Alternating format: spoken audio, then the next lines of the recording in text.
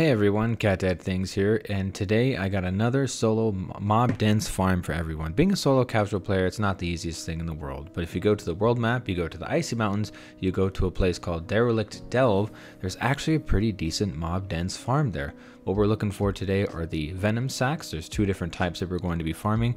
Now this area, there is a word of caution. If you haven't done it before, there are some puzzles you have to solve, and then you can open up this door, you go through it, and there are tons of little itty bitty spiders in there. And this is going to be the main part of our farm. As usual, I ate my num-nums, got my utility buff on, and I made sure I had all the stuff that I needed ready to go. Now, I like playing warriors, of course, as you know from this channel. I always play warriors, and it has some decent AoE DPS, but pick a class that has good mobility, good DPS, good AoE, and you'll be just fine. One that can move very fast, can just kind of weave and bob through these things. I'm sure other people can do this much faster than I can. I'm definitely not the best player, nor do I plan to be or even advertise myself as such. In fact, one of my last farm videos that I did have someone run like a Deadeye build through the same route that I did, and they absolutely killed it. They were able to make more gold than I was per hour by doing it. So of course, if you can do it better, please let us know in the comments what you prefer to do, what would be a better build, or even make a video yourself, because I love it when people can come together and just improve on ideas that are already put out there. Again, it's not easy finding good casual solo farms, especially with all the activities we can do in the metas. There are better ways to make gold per hour, but sometimes it's just nice sitting back, smacking a bunch of mobs. This area is one of the most dense mob areas that I've seen, especially because of the spider web. Sometimes they summon 3 to 4 spiders, so you're just constantly fighting in here, which is nice. You put on some tunes, put on maybe, I don't know, The Office or some show that you like, and just turn off your brain and have fun playing the game for what it is, going through the combat. It's also a good way to improve your skills at doing this as well. The items that you get, they're not the craziest things to write home from. You get the potent venom sacks, and you get, of course, the tier 6 ones that sadly they used to sell for more, not so much anymore, but they're still worth something, so it's not like you're truly wasting your time.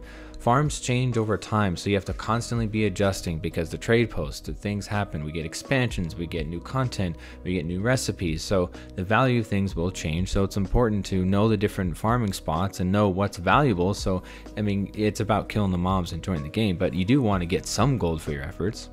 And so for this, there's not really a route. I mean, it's kind of a small room. You just kind of go in a circle, and it respawns super fast, especially with the spider webs everywhere. Now, as you will see, there was someone else in this room with me. No, it's not a private game, so remember, we don't own the space. If it was supposed to be private, it would be a private instance, but you know, other people can do the farms too. So of course, have good etiquette, don't be a jerk, don't tell people to go away. But there are 2 levels to this place, which is nice. Personally, I prefer the bottom level. I just feel like it's more mob dense in my opinion, but there is an upper level as well, and if someone is in one spot, just go to the other area, it'll be just fine.